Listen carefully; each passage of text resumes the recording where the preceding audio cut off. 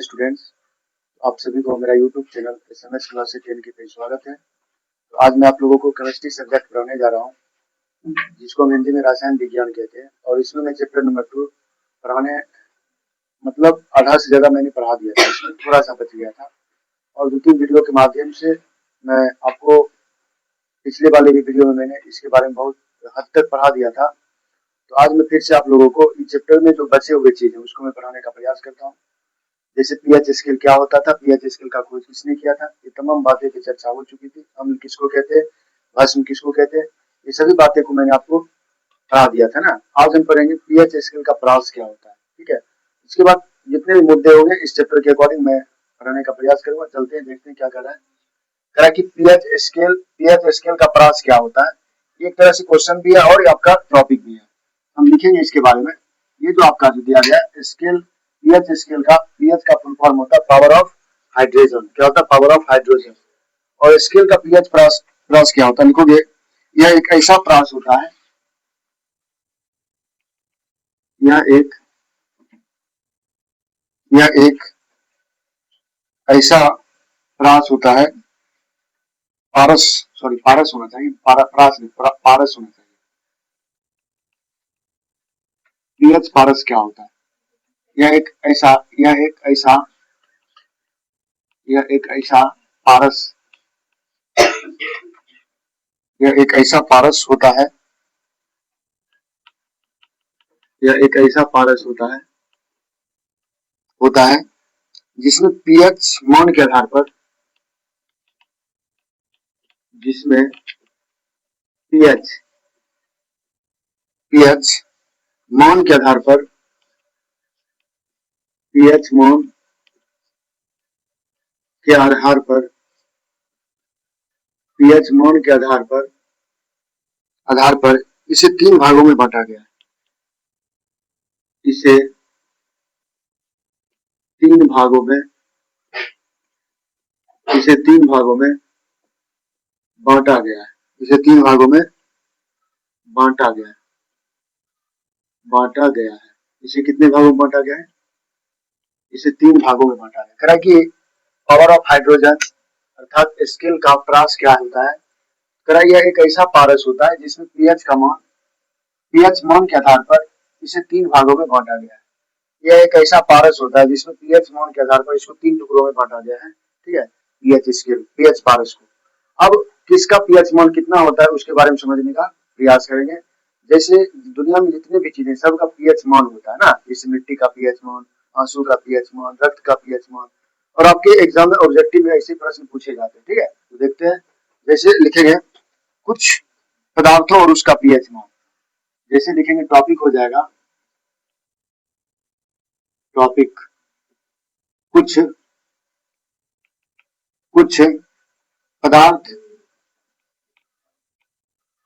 पदार्थ और उसका पीएच मान और उसका पीएच मान। कुछ पदार्थ और उसका पीएच मान। कुछ पदार्थ और उसका क्या करेंगे बाबू? पीएच मान के बारे में पढ़ने का प्रयास करेंगे। कुछ पदार्थ और उसका पीएच मान। तो यहाँ पे पदार्थ का नाम लिख लेंगे। क्या लिख लेंगे बाबू? एक तरफ पदार्थ लिख लेंगे, एक तरफ उसका पीएच मान लिख लेंगे। और उसके बाद एक तरफ लिख लेंगे पीएच मान लिख लेंगे, ठीक ना। तो ये कौन कौन से पदार्थ होते हैं जो होते हैं ना, तो जैसे मैं बताऊंगा,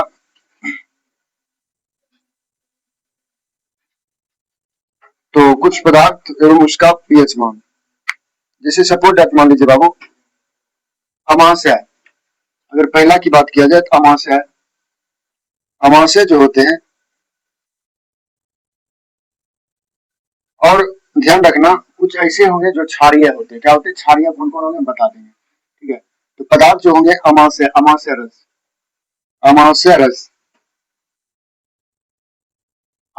रस का जो पीएच मान हो जाएगा, अमाशय रस का पीएच मान हो जाएगा, वो हो जाएगा 1.0। उसके बाद दूसरा की बात किया नींबू रस की बात करें तो नींबू रस का जो पीएच मान हो जाएगा 2.5 हो जाएगा। और ये सब अम्लीय है। क्या है बाबू? ये सब अम्लीय है। कौन क्या है? अम्लीय है।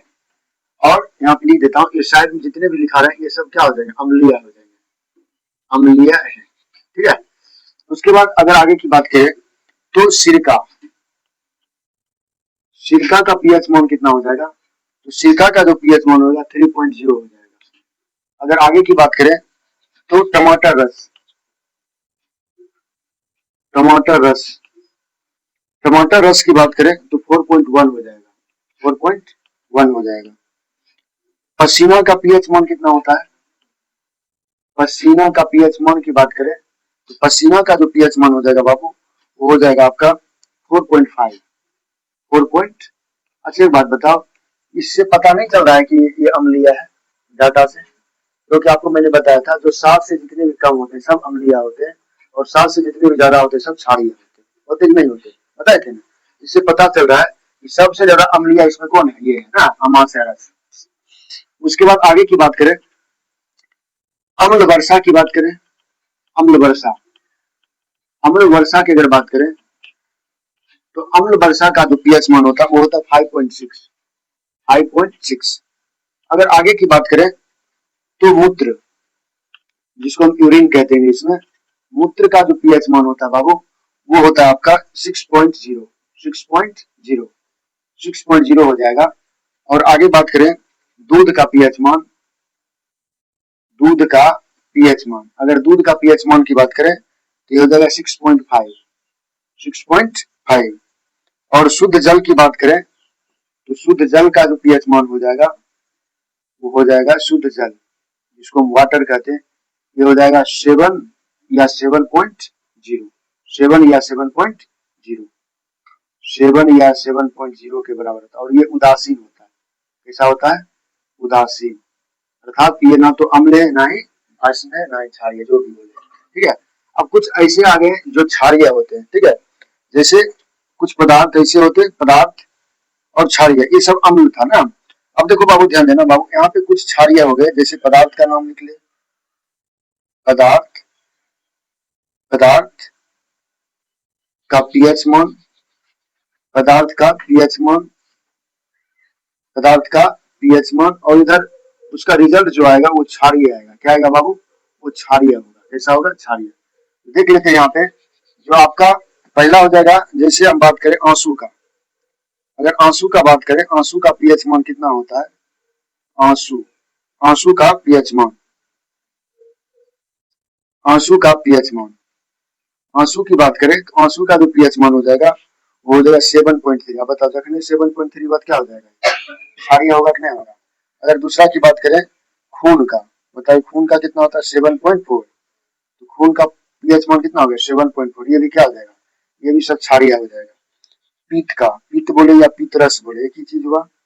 पीतरस, पीत बोले या पीतरस बोले, पीत या पीतरस, पीतरस, पीतरस, इसका पीएच मान हो जाएगा 7.5 से लेकर के 8.8 तक, 8.8 तक, 7.5 से लेकर के 8.8 तक होता है।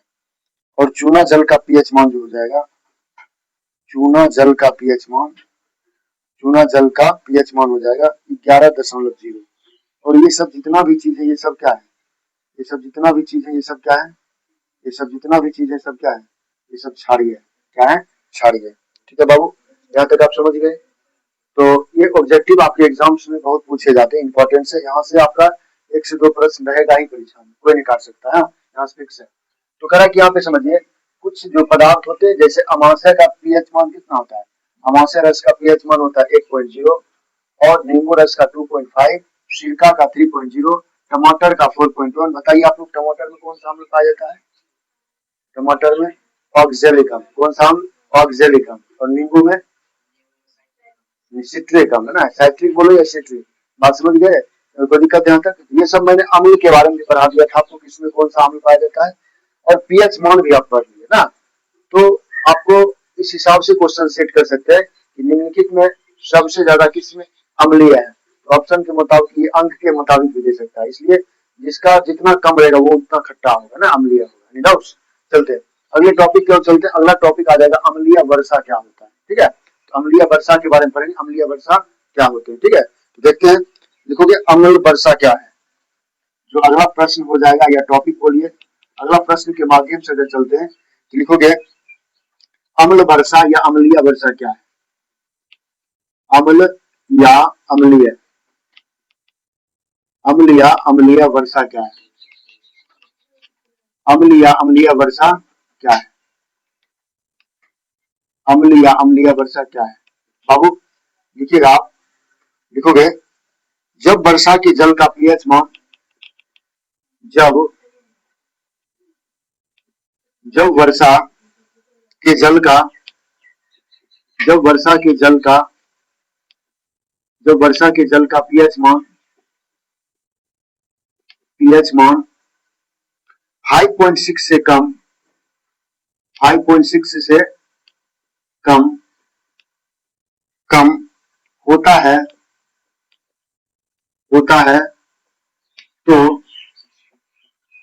तो उसे अम्ल वर्षा कहते हैं। होता है तो उसे अम्ल वर्षा कहते हैं, अम्ल वर्षा कहते हैं, अम्ल वर्षा कहते हैं। और अम्ल वर्षा का कारक जो होता है सल्फर डाइऑक्साइड यानी SO2 होता है। क्या होता है, अम्ल वर्षा का कारक SO2 होता है, सल्फर डाइऑक्साइड ना। इसके कारक बहुत चीज होते हैं। ठीक है, CO2 भी होते हैं, कार्बन मोनोऑक्साइड भी होते हैं, प्रदूषण के कारण अम्ल वर्षा होता है। ठीक है, और कहता है कि जब वर्षा के जल का पीएच मान कितना से कम हो, 5.6 से कम होता है तो वो अम्ल वर्षा कहलाता है। क्या कहलाता है, अम्ल वर्षा कहलाता है। चलिए अब लिखोगे तनुकरण किसे कहते हैं। अगला जो टॉपिक हो जाएगा वो हो जाएगा तनुकरण किसे कहते हैं। तनुकरण किसे कहते हैं, तनुकरण किसे कहते हैं, तनुकरण किसे कहते हैं, तनुकरण किसे कहते हैं। लाइट कट गई हो, लाइट कट गई है, कैसे होगा। हाँ सॉरी बाबू, लाइट कट गई है, क्या करें, इसमें लाइट की प्रॉब्लम है यहाँ पे थोड़ा। ठीक है ना, तनुकरण किसे कहते हैं, पढ़ा दूं इससे पर थोड़ा वीडियो क्वालिटी कुछ कम आएगी तो आप लोग एडजस्ट कर लीजिएगा। तरह की तनुकरण किसे कहते हैं, क्वेश्चन आ गया आपका, तनुकरण किसे कहते हैं। बाबू जो तनुकरण होता है उसको हम कैसे परिभाषित कर सकते हैं उसके बारे में लिखोगे। लिखोगे देखिए फिर लाइट आ गई है ना, ये सिर्फ आपको डिस्टर्ब कर रही है ना, मुझे प्रयास कर रहा रोकने का, तो रोकेंगे थोड़ी, चल पढ़िए। लिखोगे अम्ल के विलयन को, अम्ल के विलयन को, अम्ल के विलयन को, अम्ल के विलयन को, अम्ल के विलयन को तनु, अम्ल के विलयन को तनु करने का मतलब है, तनु करने का मतलब है, मतलब है, मतलब है अम्ल की सांद्रता को, अम्ल की, अम्ल की सांद्रता को, अम्ल की सांद्रता को, अम्ल की सांद्रता को कम करना, कम करना, कम करना, यानी, यानी अम्ल से अधिक, यानी अम्ल से अधिक, यानी अम्ल से अधिक मात्रा में, अधिक मात्रा में पानी, पानी मिलाना, पानी मिलाना, पानी मिलाना, पानी मिलाना, इससे अम्ल में मौजूद, इससे अम्ल में मौजूद या इससे अम्ल में, अम्ल, इससे अम्ल में उपस्थित, अम्ल में उपस्थित, अम्ल में उपस्थित हाइड्रोजन आयन, हाइड्रोजन आयन या H3O, H3O प्लस आयनों, प्लस आयनों की संख्या, की संख्या, की संख्या प्रति इकाई, प्रति इकाई, प्रति इकाई आयतन कम हो जाती है, आयतन कम हो जाती है, आयतन कम हो जाती है, प्रति इकाई आयतन क्या होती है बाबू, कम हो जाती है। अब देखिए समझिएगा, कह रहा है कि तनुकरण किसे कहते हैं, और ये आपका टॉपिक भी है और प्रश्न भी है, और कई बार आपके एग्जाम्स में पूछ रखे गए। तो कह रहा है तनुकरण किसे कहते हैं। अम्ल के विलयन को तनु करने का मतलब है कि अम्ल की सांद्रता को कम करना, अर्थात जब हम किसी चीज में अम्ल की मात्रा को कम करते हैं, जैसे अगर मान लीजिए नींबू पानी बनाते हैं, अगर नींबू की मात्रा कम हो गई और पानी की मात्रा ज्यादा हो गई तो हम समझ गए ये तनुकरण हो रहा है। क्या हो रहा है, तनुकरण।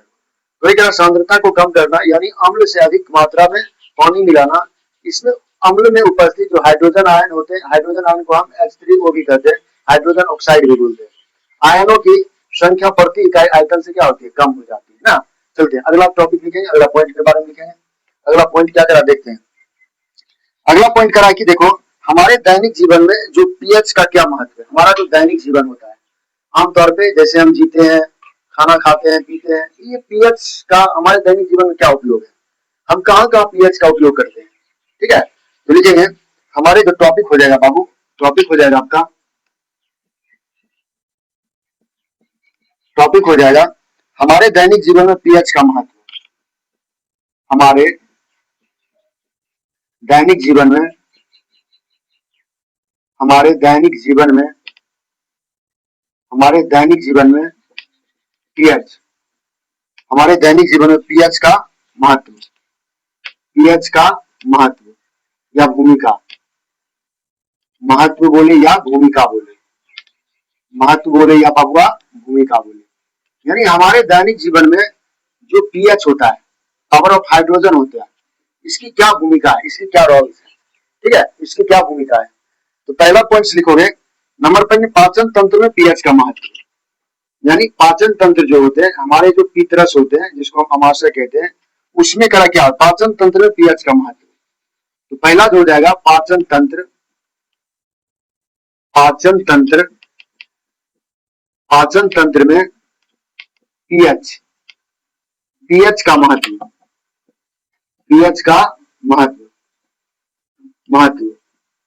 तो लिखोगे हमारे पेट में, जानते हैं कि हमारे पेट में जो होता है कौन सा अम्ल पाया जाता है, HCl अम्ल, यानी हाइड्रोक्लोरिक अम्ल। हमारे जो पेटों में कौन सा अम्ल पाया जाता है बाबू, HCl अम्ल। उसी अम्ल के कारण क्या करते हैं, हमारा जो भोजन होता है वो पचता है ना। आप लोग कभी कभी देखते हो रात में जगते हो तो ठकार होता है, तो कौन सा अम्ल होता है, HCl अम्ल, खट्टापन आता है ना, तो हाइड्रोक्लोरिक अम्ल। हमारे जो पेट में कौन सा अम्ल पाया जाता है, सबसे डेंजरस यही होता है, अमाशय रस, जिसको हम सबसे ज्यादा खट्टापन यही होता है ना, देख रहे हो ना, 1.0 के बराबर होता है। देखोगे बाबू हमारे पेट में, हमारे पेट में, हमारे पेट में हाइड्रोक्लोरिक अम्ल, हाइड्रोक्लोरिक, हाइड्रोक्लोरिक, हाइड्रोक्लोरिक अम्ल, हाइड्रोक्लोरिक अम्ल जिसको हम HCl कहते हैं, क्या कहते हैं बाबू, HCl, यानी हाइड्रोक्लोरिक अम्ल HCl बनते रहता है, बनते रहता है, या इधर क्वेश्चन पूछ सकता है, कि क्वेश्चन पूछेगा, देखो यही प्रश्न को ऐसे भी पूछ सकता है कि हमारे हमारे अमाशय में पीएच की क्या भूमिका है। अमाशय बोले पाचन तंत्र बोले, एक ही चीज, ध्यान रखना। हमारे अमाशय में, या पूछ सकता है हमारे अमाशय में HCl का क्या महत्व है, वही हाइड्रोक्लोरिक अम्ल का क्या महत्व है। प्रश्न एक ही है सब, मतलब प्रश्न को कई ढंगों से पूछे जा सकते इस प्रश्न को, लेकिन आंसर क्या होगा, सभी का सेम ही होगा, समझ रहे हो ना। वही कह रहा पे हमारे पेट में हाइड्रोक्लोरिक अम्ल यानी HCl अम्ल बनते रहता है, बनते रहता है, जो हमारे भोजन को, जो हमारे, जो हमारे भोजन को, जो हमारे भोजन को, भोजन को पचाने में, पचाने में, पचाने में सहायक होता है। पचाने में क्या होता है बाबू, पचाने में क्या होता है, सहायक होता है, पचाने में सहायक होता है। इसका पीएच मान, इसका पीएच मान बताइए कितना होता है, बताइए आप लोग, हम लिखाए हैं इसका पीएच, इसका पीएच 1.0 होता है। कितना होता है बाबू, 1.0। अरे भाई पाचन तंत्र को यहाँ अमावस्या कहते हैं, क्या कहते हैं? अमावस्या। क्वेश्चन ऐसे भी पूछे जा सकते हैं, हमारे अमावस्या में HCl का क्या रोल है, हाइड्रोक्लोरिक अम्ल का क्या महत्व है, पूछे जा सकते हैं, इसलिए कंफ्यूज नहीं होइएगा, ठीक है। और लिखिए इसका पीएच कितना होता है, 1.0 के लगभग के लगभग के लगभग कायम रहता है, कायम रहता है, कायम रहता है। इससे पेट का इससे पेट को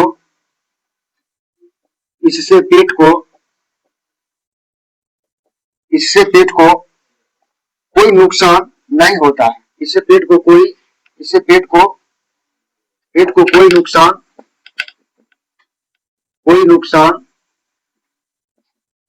नुकसान नहीं होता है।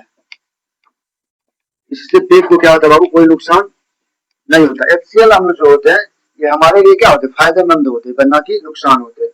और हमारे जो होते हैं ये जब तक हमारे शरीर में नहीं रहेगा, हमारे पेट में नहीं रहेगा, अमाशय में नहीं रहेगा, पाचन तंत्र में नहीं रहेगा, हमारा भोजन पचेगा ही नहीं, ठीक है। इसलिए इसका होना क्या है, देखो प्रकृति ने हमारे पेट में हजमोला का थैली बना करके दे दी है ना। HCl अम्ल क्या है, हजमोला है, क्या हजमोला है कि नहीं है, तो प्रकृति ने मुझे हजमोला के तौर पे थैली बना के दे दिया।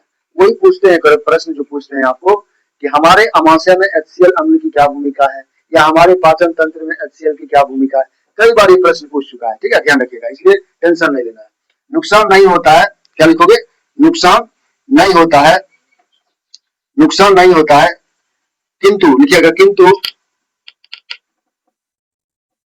किंतु किंतु अपच के कारण,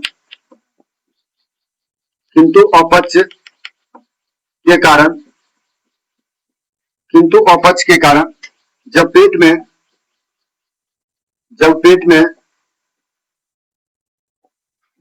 अम्ल, किंतु जब अपच के कारण पेट में अम्ल की मात्रा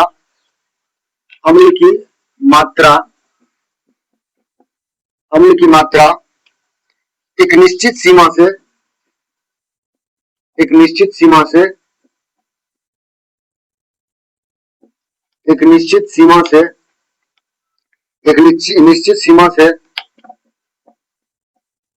से ऊपर हो जाती है, ऊपर हो जाती है, ऊपर हो जाती है, तब पेट में गैस, तब पेट में गैस और जलन होने लगती है, तब पेट में गैस और जलन, गैस और जलन होने लगती है,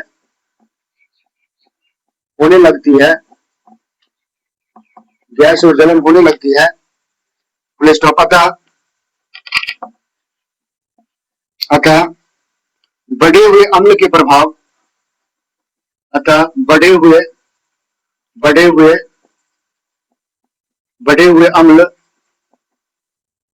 अम्ल के प्रभाव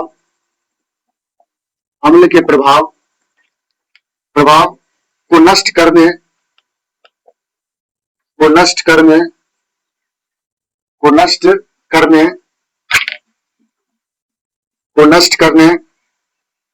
के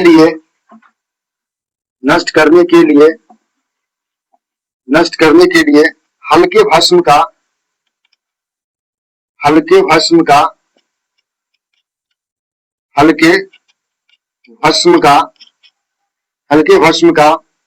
इस्तेमाल करना पड़ता है,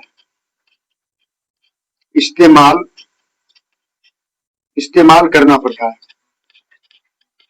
करना पड़ता है, इस्तेमाल करना पड़ता है, जिसे एंटासिड कहते हैं, जिसे एंटासिड क्या कहते हैं बाबू, जिसे एंटासिड,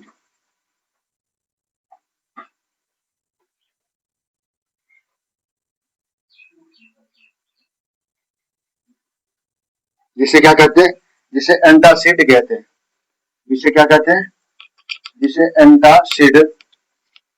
एंटासिड कहते हैं।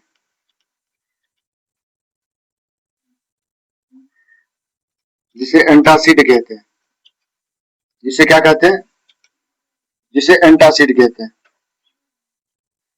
जिसे एंटासिड कहते हैं। ठीक है, अगला लिखोगे इसमें, देखिए milk of magnesia, milk of magnesia,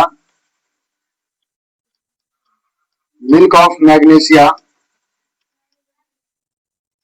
milk of magnesia, milk of magnesia,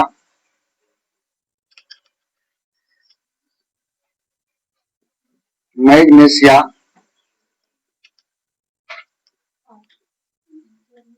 magnesia, जिसको हम मैग्नीशियम हाइड्रोक्साइड कहते हैं, magnesium hydroxide, magnesium, magnesium, magnesium ना, magnesium, magnesium, magnesium hydroxide, hydroxide, magnesium hydroxide, यहाँ लिख देता हूँ, मैग्नीशियम हाइड्रोक्साइड नहीं लिखा, magnesium, magnesium hydroxide, magnesium hydroxide, magnesium hydroxide, और सोडियम, और सोडियम, और sodium hydrogen carbonate, hydrogen carbonate, hydrogen, hydrogen carbonate, जैसे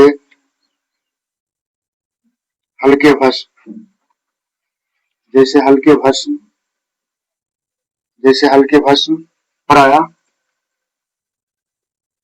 प्रायः इस्तेमाल में किए जाते हैं, इस्तेमाल में किए जाते हैं, इस्तेमाल में किए जाते हैं। ठीक है, अब देखिए इसमें बहुत सारा टॉपिक है। अब देखिए इसमें तो एक में तो हो नहीं पाएगा, लेकिन यहाँ से प्रश्न पूछे जाते हैं, ध्यान रखना, पीएच का हमारे दैनिक जीवन में यहाँ से पूछे जाते हैं। तो कह रहा है हमारे दैनिक जीवन में पीएच की क्या भूमिका है, पीएच का क्या महत्व है, तो यहाँ पे समझने का प्रयास करें। कह रहा है कि पाचन तंत्र में पीएच का महत्व, तो कह रहा है कि हमारे पेट में हाइड्रोक्लोरिक अम्ल पाया जाता है, ये सब बात जानते हो आप लोग ना। हमारे जो पेट होते हैं, हमारे जो अमाशय होते हैं या पाचन तंत्र होते हैं, उसमें कौन सा अम्ल पाए जाते हैं, उसमें बाबू हाइड्रोक्लोरिक अम्ल पाए जाते हैं। और जो हमारे भोजन को पचाने में क्या होता है, सहायक होता है, अर्थात मदद करता है। इसका पीएच मान कितना होता है, यानी अमाशय का पीएच मान कितना होता है, अमाशय रस का 1.0 होता है, 1.0 के लगभग कायम रहता है। इससे पेट को कोई नुकसान नहीं होता है, लेकिन नुकसान कब होता है, जब अत्यधिक मात्रा में क्या होता है, किंतु अपच के कारण, अपच जब भोजन रात में जग उग जाते हो, देखते हो ना, रात में तो आदमी जग जाता है, खाना बढ़िया से पचता नहीं है, वही कह रहा है इसकी मात्रा ज्यादा हो जाती है, इसकी मात्रा बहुत ज्यादा हो जाती है, यानी किंतु अपच के कारण जब पेट में अम्ल की मात्रा एक निश्चित सीमा से ऊपर हो जाती है, एक निश्चित सीमा से क्या होती है बाबू, ऊपर हो जाती है, तब पेट में गैस और जलन होने लगता होता है, तब पेट दर्द करने लगता है, गैस बन जाता है ना, ढकार अजीब अजीब तरह के होने लगते हैं। अतः बढ़े हुए अम्ल के प्रभाव को नष्ट करने के लिए हल्के भस्म का इस्तेमाल, तब हम क्या करते हैं, नींबू पानी पीते हैं ना, या ग्लूकोज पीते हैं, नींबू पानी पीते हैं, हाजमोला खाते हैं, फलना चिलना जो भी होता है करते हैं ना, तो भस्म का इस्तेमाल करना पड़ता है, जिसे एंटासिड कहते हैं। क्या कहते हैं, एंटासिड कहते हैं। क्वेश्चन पूछा गया ऑब्जेक्टिव में, कई बार पूछे गए क्वेश्चन, एंटासिड से आप क्या समझते हो, आंसर क्या लिखोगे, हमारे पीत रस में जब HCl की मात्रा अत्यधिक मात्रा में हो जाती है, उसे भस्म के द्वारा हटाया जाता है, अर्थात यही विधि क्या कहलाती है, एंटासिड कहलाती है। कोई दिक्कत यहाँ तक, तो यहाँ पे करना पड़ता है, इसे एंटासिड कहते हैं। मिल्क ऑफ मैग्नीशियम, मैग्नीशिया या मैग्नीशियम हाइड्रोक्साइड और सोडियम हाइड्रोजन कार्बोनेट जैसे हल्के भस्म प्राय इस्तेमाल में किए जाते हैं। एंटासिड को हटाने के लिए इसका प्रयोग किया जाता है। बाबू ये था आपके हमारे दैनिक जीवन में पीएच स्केल का, सॉरी पीएच की भूमिका, अर्थात HCl अम्ल की क्या भूमिका होती है हमारे पीत रस में, हमारे अमाशय में। ठीक है, इस तमाम बातों को फिर हम अगले वीडियो में पढ़ने का प्रयास करेंगे। ठीक है, तो ये आपका यहाँ से इंपॉर्टेंट है, यहाँ से समझिएगा, 1 नंबर 2 नंबर यहाँ से फिक्स होता है, यहाँ से पूछता है। और ये जब भी पूछेगा आपका 5 नंबर्स में, कभी कभी पूछ देते हैं 2 नंबर भी पूछे जा सकते हैं, थोड़ा बात ध्यान में रखोगे याद रहेगा। ठीक है बाबू, अगर ये वीडियो अच्छा लगा हो तो जो मेरा चैनल है उसको सब्सक्राइब करें, बेल आइकन दबावें और अपने दोस्तों में ज्यादा शेयर करें। धन्यवाद, फिर से मिलते हैं नेक्स्ट।